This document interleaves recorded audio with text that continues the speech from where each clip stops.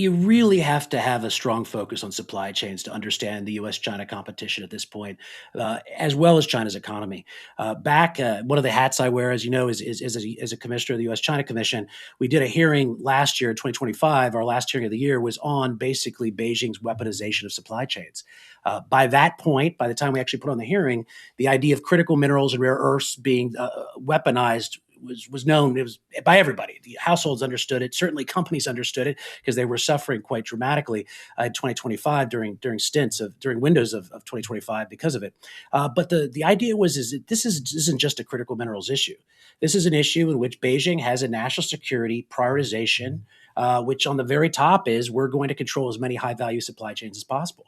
And so if you look over the horizon, some of the things we covered in the hearings were pharmaceuticals, uh, printed circuit boards. What are they go into all electronics. You need to produce the printed circuit boards. China is where these PCBs are produced.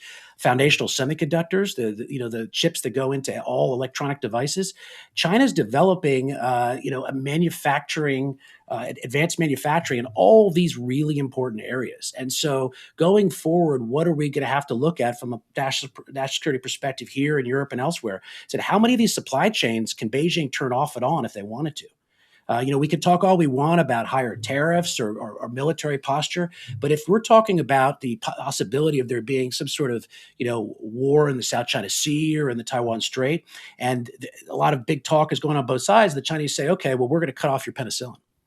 We're going to cut off your heparin. We're going to cut off your antibiotics.